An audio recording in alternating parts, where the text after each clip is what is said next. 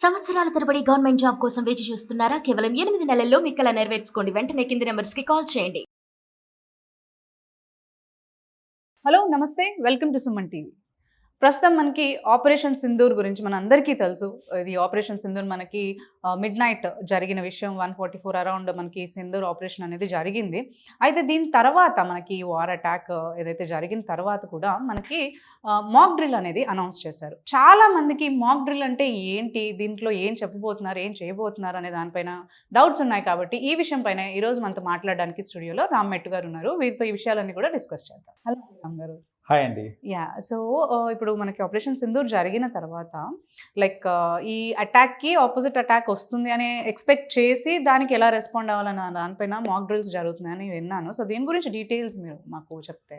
ఈరోజు around 4 o'clock అట్లా across India mock drill అనేది జరుగుతుందండి. అయితే చాలా మందికి ఇది అంటే మాక్ డ్రిల్ అంటే ఏంటో తెలియదు. అసలు తెలియక కంగారు పడే వాళ్ళు కూడా ఉంటారు. కాబట్టి అటాక్ జరుగుతుందేమో దానిపైన ఉన్నారు. కాస్త చాలా మంది ఏంటంటే పానిక్ అయిపోతారు ఇలాంటి మాక్ డ్రిల్ జరిగే టైంలో. సో ఈ మాక్ డ్రిల్ గురించి తెలుసుకోవాలి అంటే పానిక్ అవ్వాల్సిన అవసరం లేదు అనేది మనం జనాలకి ఈ వీడియోతో చెప్దాం మనము. ఎందుకంటే ఫస్ట్ ఆఫ్ ఆల్ 4 o'clock ఒక సైరన్ వినిపిస్తుంది అండి మనకి. Around 4 o'clock. So that's when ఒక సైరన్ వస్తుంది. దట్ ఈస్ నథింగ్ బట్ మన గవర్నమెంట్ రిలీజ్ చేసే సైరన్ అది.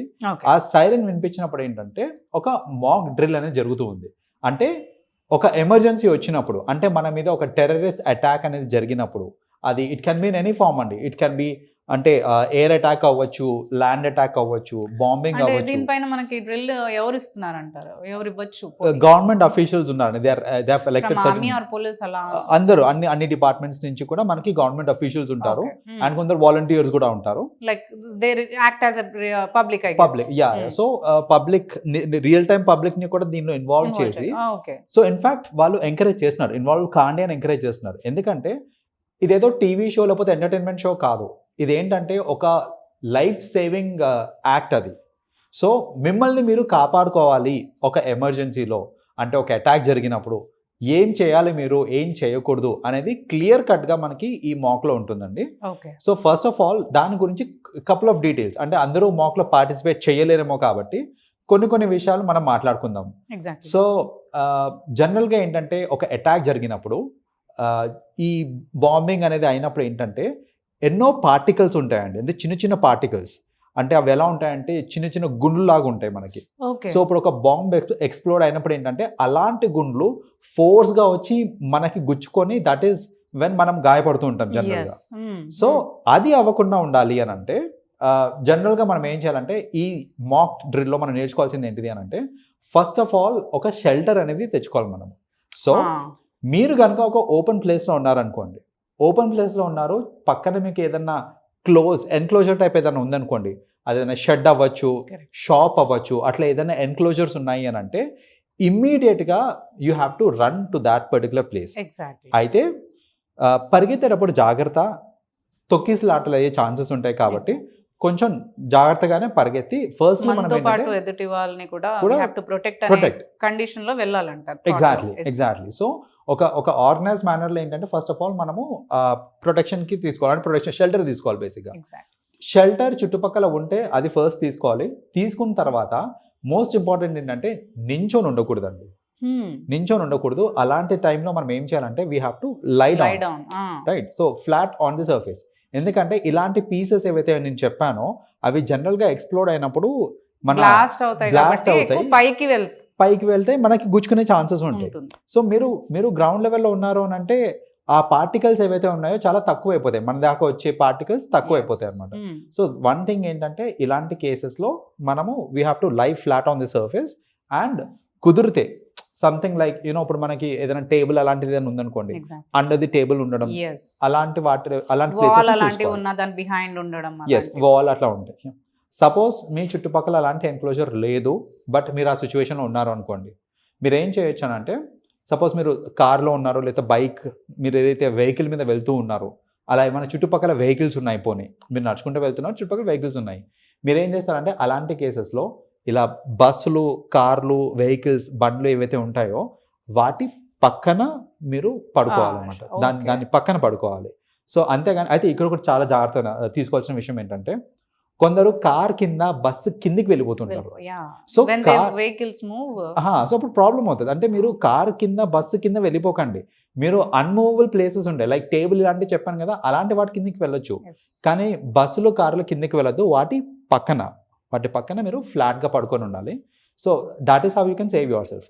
మీరు కనుక మీ ఇంట్లో ఉన్నారు, రైట్, ఇంట్లో ఉన్నారు అంటే కనుక మీకు అలార్మ్స్ అవి వినిపించినప్పుడు మీరు చేయాల్సిన ఫస్ట్ థింగ్ ఏంటిది అని అంటే, లైట్స్ అన్నీ ఆఫ్ చేసేసేయండి.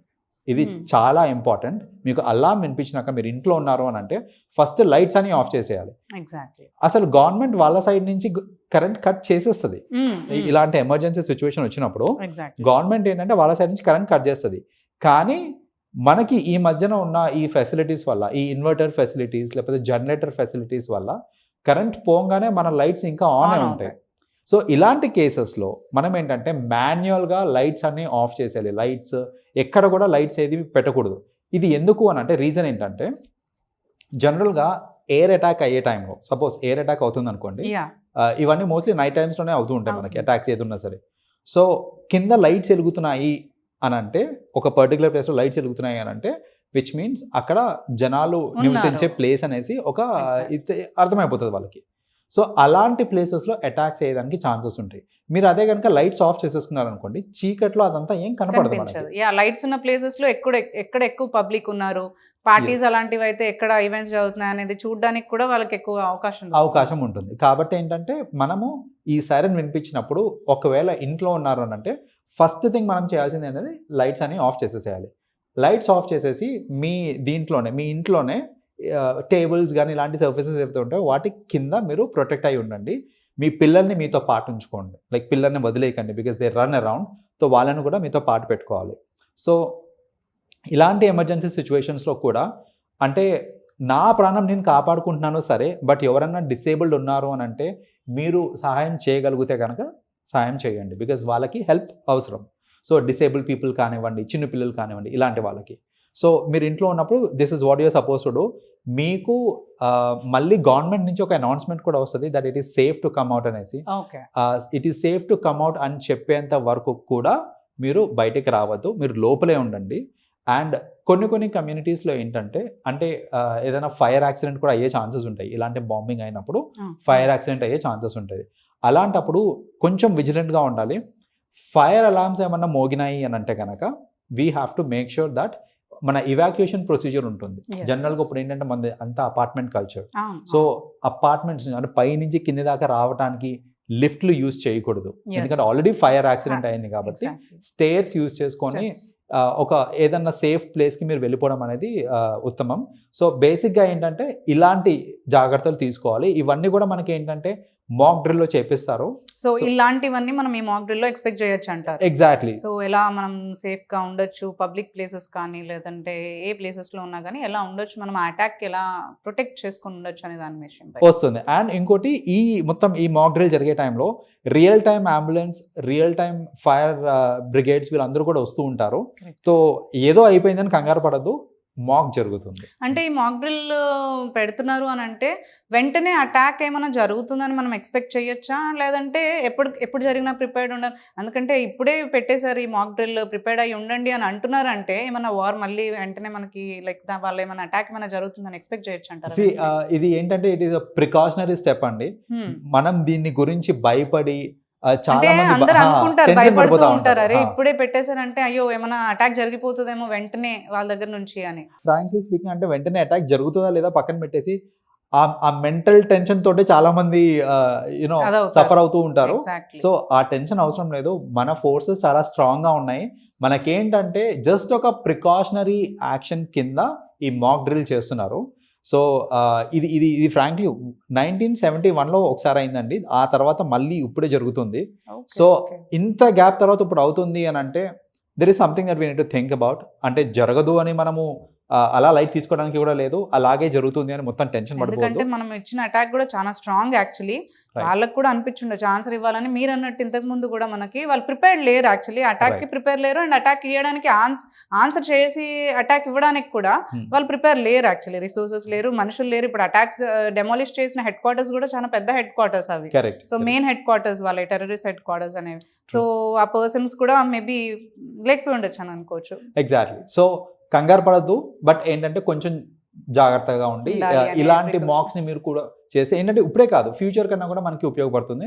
కాబట్టి మాక్స్ ని అటెండ్ కాండి కుదిరితే, లేదంటే at least through this video you can learn about it. Thank you so much Ram garu. Thank you.